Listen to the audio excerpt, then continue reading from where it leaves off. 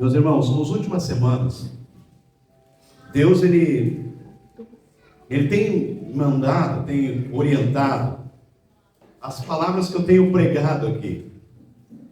E às vezes eu chego e digo para o Senhor, mas é isso mesmo, Deus? Porque às vezes a gente vê que Deus ele nos exorta muitas vezes, e a gente sai assim, claro, desafiados, e a palavra de Deus tem que ser desafiadora mesmo. E a gente sai daqui às vezes bastante desafiado, mas bastante, parece que Deus bateu na gente, né? Parece que Deus fez isso. Parece que a gente saiu meio lanhado daqui, né? Mas hoje, essa semana, conversando com Deus sobre o que eu deveria pregar aqui no domingo. E Deus me deu uma mensagem baseada nesse texto de Lucas, capítulo 12, que talvez não vai massagear o ego de ninguém, mas talvez vai nos trazer um pouco de alento. Talvez, eu acho que Deus, depois de tantas coisas que Ele nos falou nos últimos dias, nas últimas semanas, parece que Deus ele quer nos dar um pouco de alento e nos trazendo à memória algumas coisas que às vezes vão ficando para trás e a gente esquece. Porque nós vivemos em um tempo marcado pela ansiedade, onde o medo do futuro domina os pensamentos das pessoas. Porque a diferença de ansiedade para a depressão é que depressão é um excesso de passado. E a ansiedade é um excesso de futuro. E nós somos pressionados o tempo inteiro por um sistema que mede o valor das pessoas por aquilo que você produz, por aquilo que você tem, por aquilo que você aparenta. Então as pessoas querem se vestir bem, as pessoas querem vestir roupas caras. E isso tem, de certa forma, produzido uma geração cansada, cheia de atividades, cheia de coisas para fazer, mas, de certa forma, vazia de sentido. E nós estamos tão corridos, está tudo tão difícil, tão rápido, que nós vamos perdendo sentido nas coisas. E Jesus, na sua sabedoria, Ele vai nos apresentar um caminho completamente diferente de tudo que a gente tem vivido até aqui. Porque nós estamos tão ansiosos, que até aquele 1 minuto que a gente coloca aquecer a água no micro-ondas parece uma eternidade. E a gente fica olhando para aquele 1 minuto e ele vai correndo, mas demora, e a gente vai lá e abre a porta nos 40 segundos, que nós não temos tempo. E aqui em Lucas, nesse texto de versículo capítulo 12, ele vai nos desafiar a uma vida fundamentada não mais na correria, não mais no estresse, não mais na aparência, mas ele vai nos desafiar a uma vida fundamentada na confiança, naquilo que ele pode fazer por nós. E ele não vai, de jeito nenhum, Deus vai ignorar as nossas necessidades, mas ele vai nos ensinar a mudar o foco de para onde que nós estamos olhando. E ele vai nos ajudar a sair da lógica do controle, daquilo que a gente pode pegar, daquilo que a gente pode ter nas mãos, e ele vai nos tirar o foco disso, e ele vai de certa forma aqui nos ensinar a descansar na fé. Porque as palavras de Jesus aqui nesse texto, elas não são palavras superficiais, mas são palavras que nos mostram a necessidade de uma reorientação completa de vida. É quase quando você pega o teu celular, que ele está cheio, e ele está com vírus, e você vai lá e reseta. E você traz o teu celular de volta para o padrão original, onde todas as coisas desnecessárias elas saem. É mais ou menos isso que Jesus estava querendo quando ele escreve esse texto. Ele estava querendo nos fazer olhar um pouco mais para a essência daquilo que Deus quer de nós. E ele está dizendo aqui, com muito amor, mas com firmeza, ele vai dizer: você, e talvez você pudesse colocar o seu nome aqui, eu colocaria Mauro, você é mais valioso do que você imagina. Você vale mais do que os pássaros, mais do que os lírios, mais do que qualquer coisa que o mundo possa oferecer. Você tem que colocar o seu nome aqui. E esse ensino aqui da palavra de Deus, Ele vai nos desafiar a repensar os nossos valores. E Jesus está querendo aqui nos ensinar a repensar e a tratar a nossa ansiedade como inimiga da nossa fé, porque a ansiedade é inimiga da fé. Ele vai nos ensinar a confiar que Deus, como Pai, como nós estudamos aqui na escola dominical, Ele cuida de cada detalhe da nossa vida. Deus, como Pai, Ele olha para nós como um todo, e às vezes nós estamos carregados. Ontem a minha filha mandou uma mensagem para mim: pai, o meu celular está carregado, precisa de um novo. Aí eu vou ensinar para ela que dá para fazer um reset, e ele vai voltar ao padrão original. O que nós precisamos aqui, que Deus vai nos ensinar, é que nós não precisamos de nada novo, nós só precisamos voltar à origem. Amém. E Ele vai nos ensinar de algumas formas. No versículo 22, Ele vai dizer assim, não andeis ansiosos pela vossa vida, nem quanto o que haveis de comer, nem pelo vosso corpo, quanto ao que haveis de vestir. Quer dizer, não andares ansiosos com nada, nem pelo que você tem que comer, nem com o vosso corpo, nem com o que você tem que vestir. E Jesus vai nos ensinar aqui que nós precisamos aliviar as nossas preocupações. É interessante porque a expressão usada aqui para essa frase, não andeis ansiosos, a expressão no original aqui, ela transmite a ideia de estar dividido interiormente, como quem tenta caminhar em duas direções.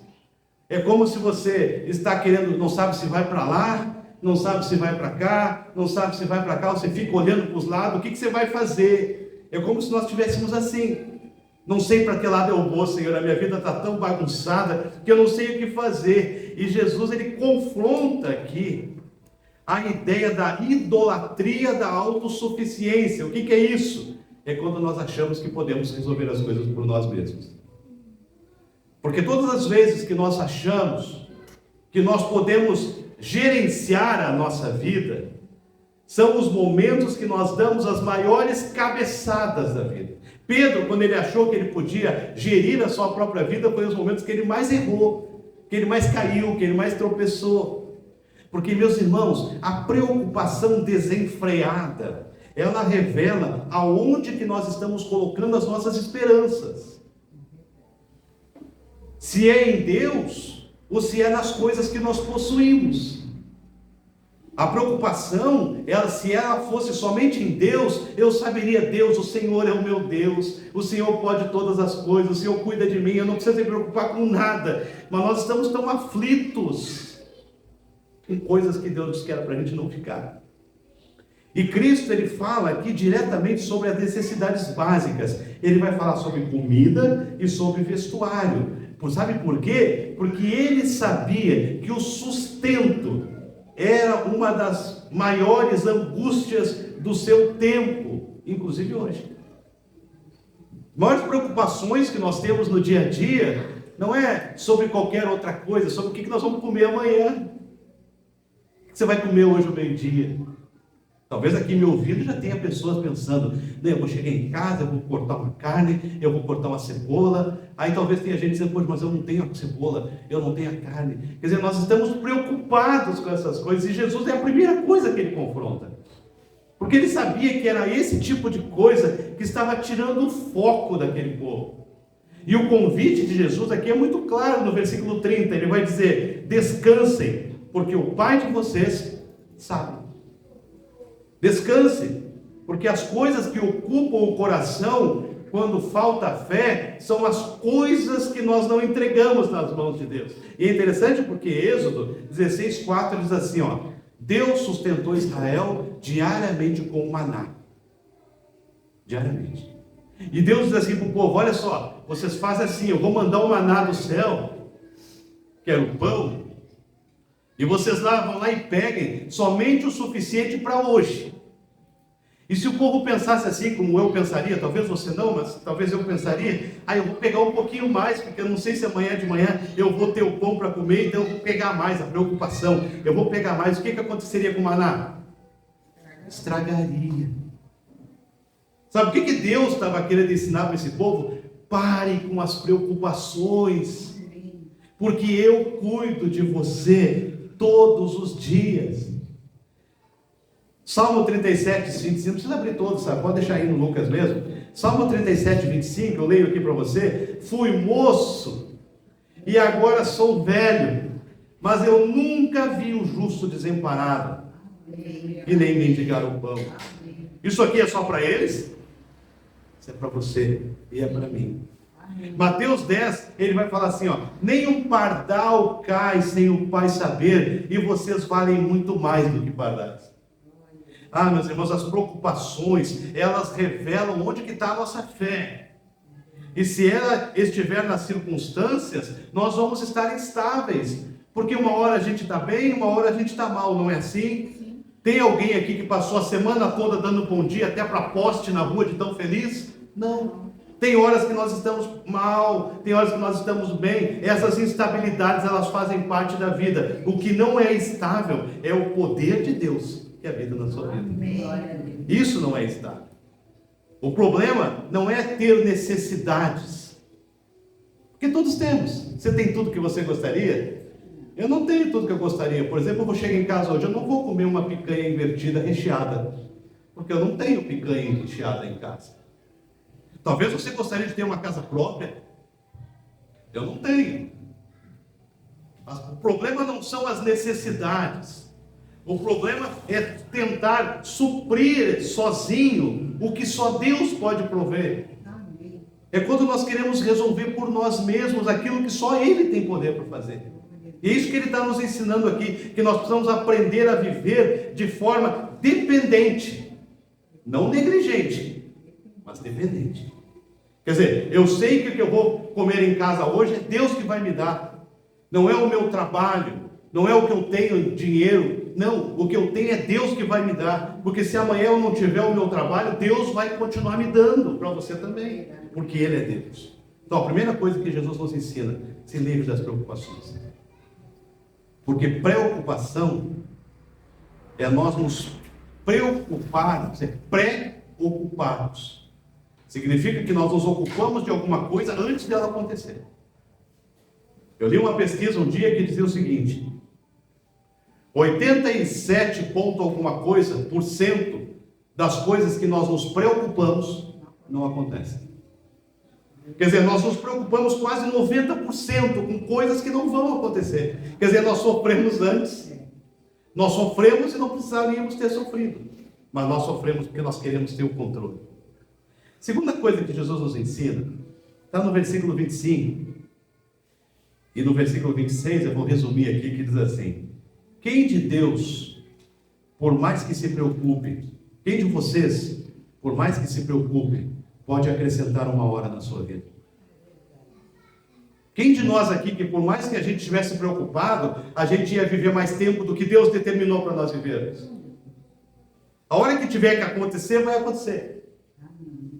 A hora que nós tivermos que partir, nós vamos partir. E Jesus aqui, Ele está nos ensinando que Ele quer curar essa ansiedade da nossa vida.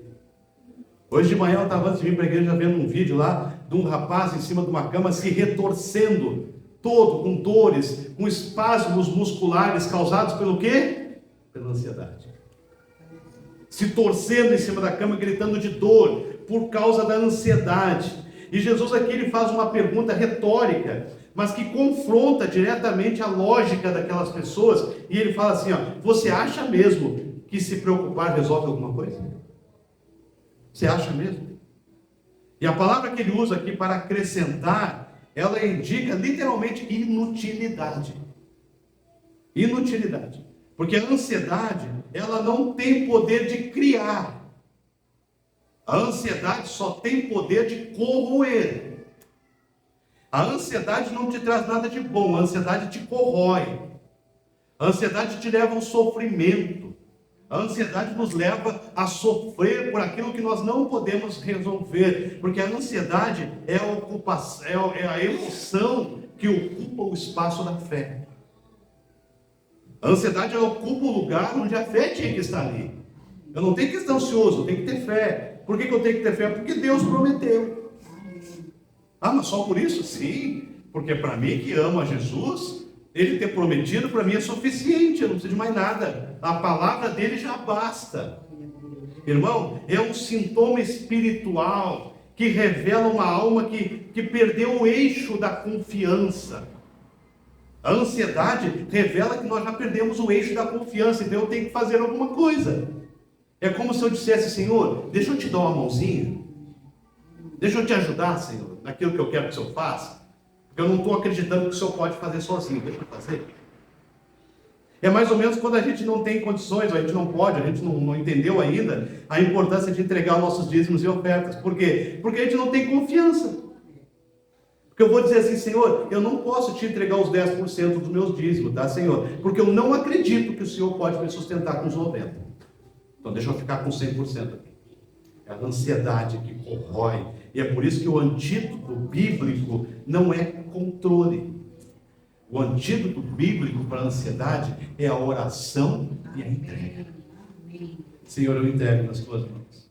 Filipenses 4 diz assim, no 6 e 7, ele vai falar: não andeis ansiosos por coisa alguma, e a paz de Deus guardará o vosso coração. Provérbios 12, 25 diz: a ansiedade no coração do homem o abate. Você já viu alguém ansioso feliz? Não. Você já viu alguém ansioso com uma fisionomia boa? Não. Mateus 11, ele vai dizer assim, versículo 28, Jesus ele convida os cansados a encontrar descanso onde? Nele. Vinde a mim, todos vós que estão cansados, sobrecarregados, ansiosos, venham a mim, que eu vou aliviar vocês. Isaías 35, versículo 4 diz assim: dizei ao coração, direi aos de coração ansioso, sede fortes, não temam. Quantas vezes tem na Bíblia a palavra não temas? Quem sabe? Quantas vezes está escrito na Bíblia não temas? 365 vezes na Bíblia está escrito não temas. Isso diz alguma coisa para você? Todos os dias Deus está dizendo para você: saia da tua cama, para de ansiedade, para de sofrer, para de se preocupar. A única coisa que eu estou te dizendo: não temas. Não temas. Irmãos, a Bíblia não nos chama para sermos fortes sozinhos. Em nenhum momento você vai ver na Bíblia dizer: seja forte sozinho. Não, ela nos chama a nos render ao controle daquele que é forte. Quer dizer, eu me rendo para Ele, eu não tenho que ser forte sozinho. Eu não tenho que me bastar, eu não tenho que ter o controle, não, eu tenho que ser forte nele, porque é Ele que me dá. Então, irmãos, Jesus quer curar o nosso coração ansioso, mas nós precisamos parar de alimentar a ansiedade com previsões, com comparações, com medo do imaginário.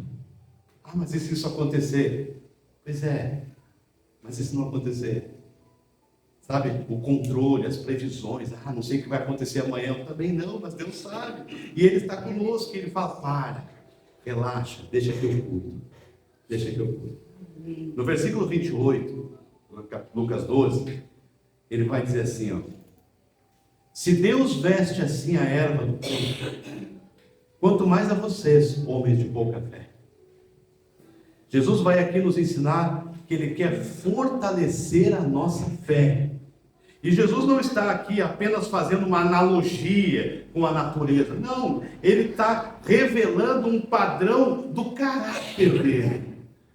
Ele está revelando isso aqui. Porque se Deus se importa com os detalhes efêmeros de uma flor, de um lírio do campo, se Deus se preocupa com essas coisas tão poucas, como é que Ele não vai se preocupar com você que foi feito à imagem e semelhança dEle? Mas mais que isso ainda, com você que é filho dEle. É filho dEle. Eu tenho 2 cachorras lá em casa, a Nina e a Maria. Elas já me tiraram do sério umas 400 vezes só hoje. E a gente dá comida para aqueles bichos. E custa caro esse trem, custa caro. Agora, a gente se preocupa com aquelas cadelas, a gente deixa elas lá, a gente dá comida, a gente limpa as toneladas de sujeiras que elas fazem dentro do apartamento, a gente se preocupa. Mas você acha que as cadelas elas são mais importantes que os meus filhos? Vocês acham que se eu tivesse somente dinheiro para comprar comida ou para a cadela ou para o meu filho, você acha que eu vou comprar para quem? Os meus filhos. E é isso que Deus está nos ensinando aqui. Se os lírios do campo, inclusive a Bíblia vai usar essa expressão, que nem Salomão em toda a sua glória se vestiu como um deles, imagina o que Deus pode fazer com você que é filho. Você que Ele resgatou através do sacrifício de Jesus naquela cruz, que a Bíblia diz que todos aqueles que receberam Jesus como Salvador e Senhor, a esses deu-lhes o poder de serem filhos de Deus, você e eu. Você acha que Ele vai deixar você desamparado? A expressão aqui, homens de pequena fé, ela é usada por Jesus para repreender aquele que, mesmo andando com Ele, ainda não aprenderam a confiar plenamente nele. Eu vou fazer uma série de mensagens aqui na igreja que eu fiz há muitos anos atrás. Cristão ateu. Cristão ateu. Sabe por quê? O cristão, aquele que vive como cristão, que vive como se fosse cristão, mas ele não acredita que Deus pode resolver os seus problemas. Então, que cristão é esse? É um cristão que não reflete o plano de Deus. Vou pregar sobre isso. Marcos 11, no versículo 6, fala assim, ó: sem fé é impossível agradar a Deus. Não dá. Marcos 4,40 vai dizer: ainda não tendes fé? Logo depois que ele acalmou a tempestade, ele olha para os caras: vocês ainda não creem? Como assim? Que é mais que precisa para vocês crerem? E se Jesus olhasse para você, e se Jesus olhasse para mim hoje, nessa manhã, e perguntasse: você já esqueceu tanta coisa que eu fiz por você? O que mais que você precisa para acreditar que eu cuido de ti? Hebreus 12:2 diz que Jesus é o autor e o consumador da nossa fé. Então, fé não é uma emoção positiva, não tem nada a ver com isso. Fé é uma confiança, é uma certeza fundamentada no caráter de Deus. Eu sei que o que Ele fizer é para o meu bem. Eu sei que Ele não vai deixar que nada de ruim aconteça comigo. Se alguma coisa acontecer, é porque Ele permitiu. Fé, para mim, meu irmão, é como um músculo. Ele precisa ser exercitado. Quarta coisa que Jesus nos ensina aqui, no versículo 31, ele vai dizer assim, ó: buscai, antes de tudo, o reino de Deus, e todas as coisas, estas coisas, vos serão acrescentadas. Não tem todas as coisas, tem todas estas coisas. Ele está falando ali de comer, de beber e de vestir. Jesus nunca me prometeu que me daria uma casa própria. Jesus nunca me prometeu que me daria uma Ferrari. Nunca me prometeu isso. Mas Ele me prometeu que comer, beber e vestir, Ele não ia deixar faltar na minha vida. Então sabe o que Ele quer nos ensinar aqui? Ele quer reorientar os nossos valores. Ele quer reorientar isso, porque Jesus estabelece aqui uma ordem de prioridade. É primeiro o reino e depois as coisas. Essa aqui é uma ordem de prioridade. E esse verbo aqui, buscar, ele transmite a ideia de procurar com diligência, procurar com força, como quem deseja intensamente uma coisa. Quer dizer, o que eu mais quero nessa vida? É Deus. O que eu mais preciso nessa vida? É Deus. O que eu mais anseio? É o relacionamento com Deus. O resto vem tudo depois. Se eu colocar o meu sustento antes, se eu colocar o meu emprego antes, se eu colocar as coisas materiais antes, eu estou fora do processo. Eu estou fora, porque é Deus que faz, é Deus que completa na minha vida a obra que Ele quer. E o reino de Deus, irmãos, não é um conceito abstrato aqui que você não pode tocar. Não, o reino de Deus é o governo de Deus sobre a nossa vida. É o governo de Deus sobre a nossa agenda. É o governo de Deus sobre os nossos recursos. E é por isso que Ele diz: busque o reino, porque buscar o reino é alinhar as minhas escolhas que eu faço hoje com a eternidade. E é por isso que Ele vai dizer em 1 João 2,17: o mundo passa, mas aquele que faz a vontade de Deus permanece para sempre. Jesus, Ele nos ensina que quando o reino ocupa o trono do coração, as demais coisas se alinham. Quando eu coloco na minha vida a prioridade de Deus, o resto vai ser lindo, né? Agora, quando eu troco a prioridade, parece que está tudo bagunçado.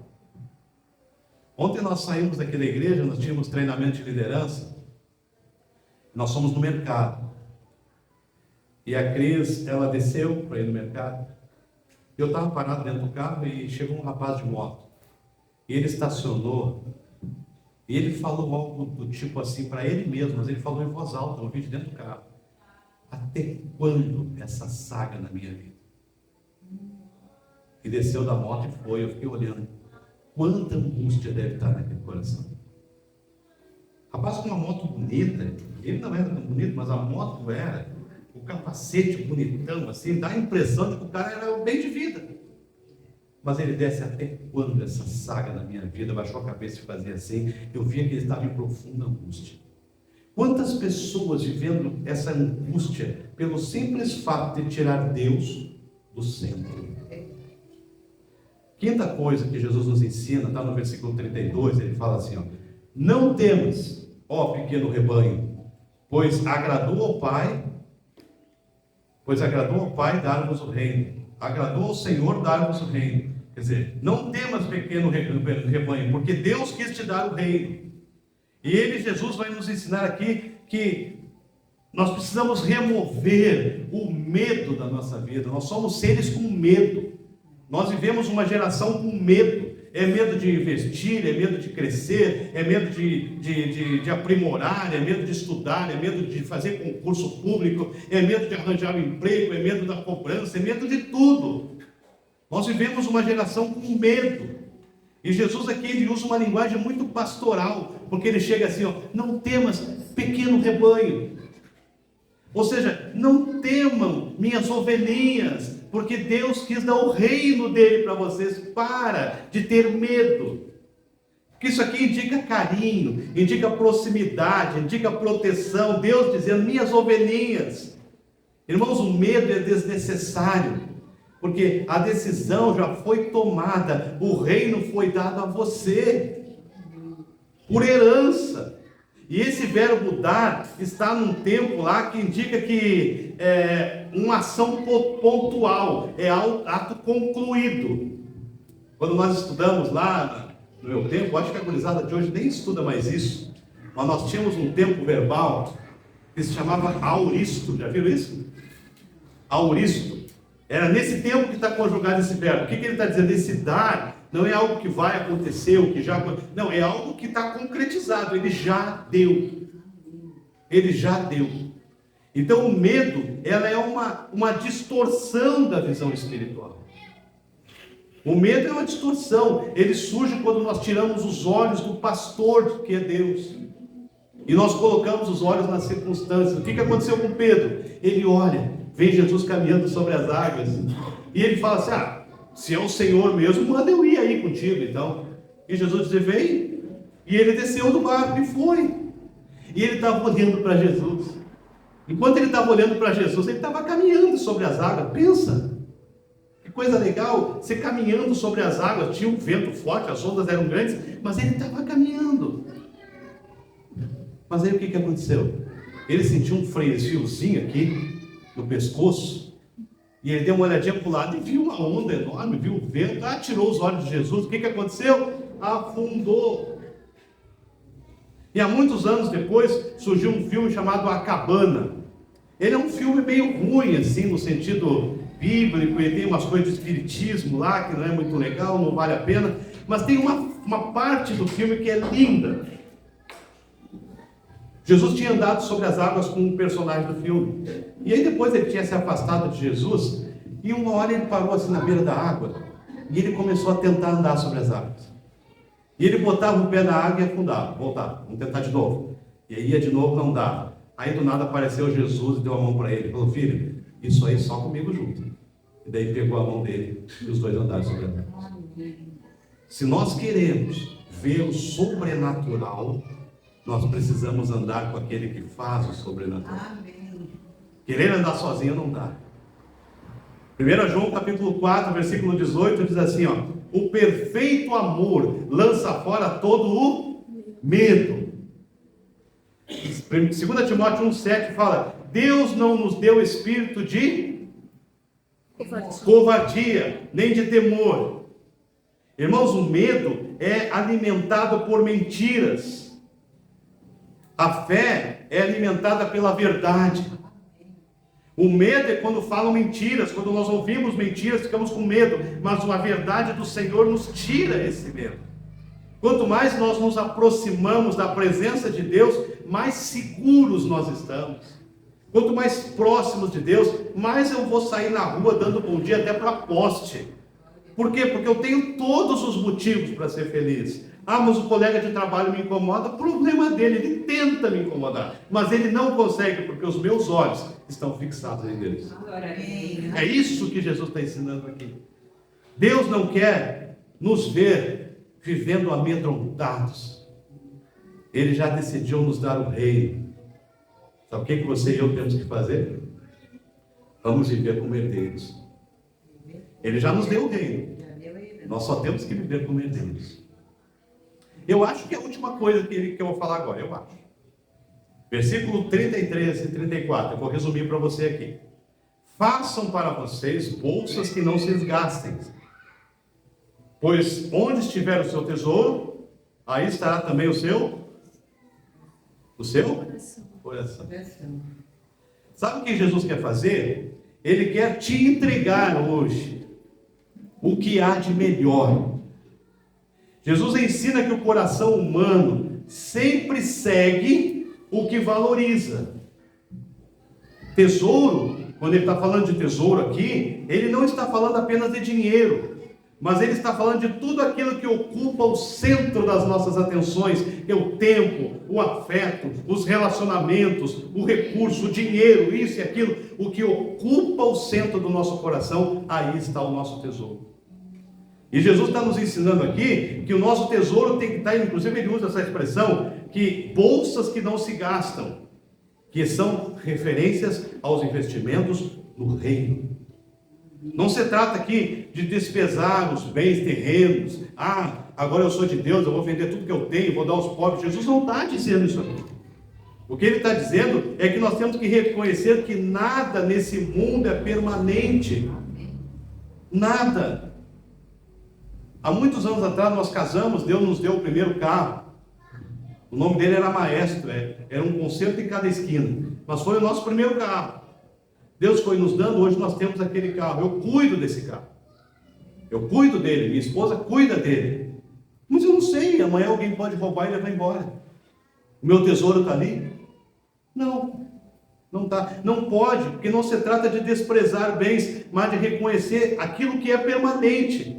Então o que nós temos que fazer? Investir naquilo que o tempo não pode destruir.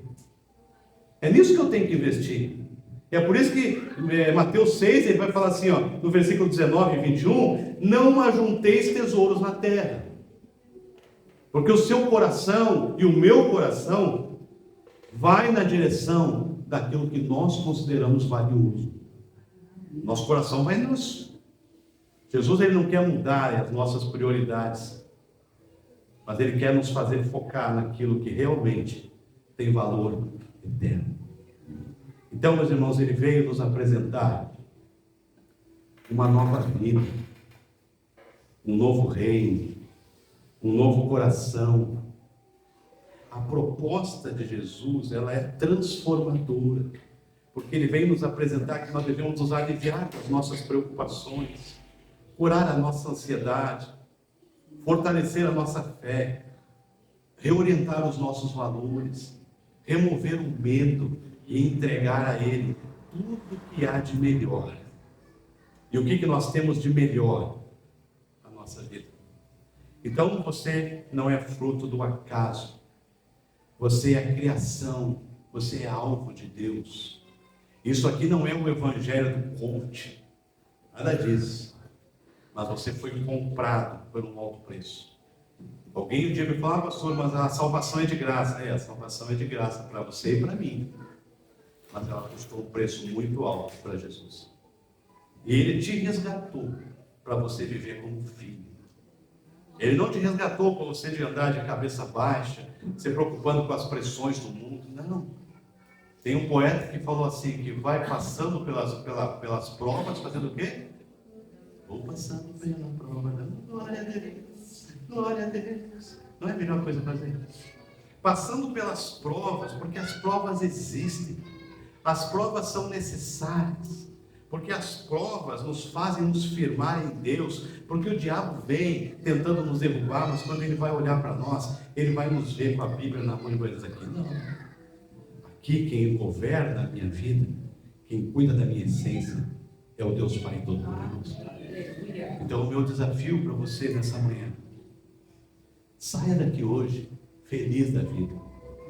Saia daqui hoje pulando e saltitando, porque você tem todos os motivos para isso. Você não é algo que foi achado no mundo, não. Você foi comprado pelo sangue de Jesus. Ele morreu por você e morreu por mim. Então nós temos todos os motivos do mundo para sermos felizes. As lutas vêm, mas elas passam. Nós cantávamos lá no passado um cântico que dizia assim: as lutas vêm e passam, não desanimes não. Quem crê em Jesus Cristo já tem a salvação. É isso que a gente tem que fazer. As lutas vêm e elas passam. E aí hoje você olha para trás, você vai, poxa, já passei por aquilo lá. E aí Jesus vai dizer, o que mais que você precisa? Está passando de novo? Você já não viu que eu já te livrei de algo pior? Então relaxa, erga a cabeça, confia e segue fazendo a minha vontade. Que Ele nos abençoe. Amém? Amém. Vamos ficar em pé e vamos orar?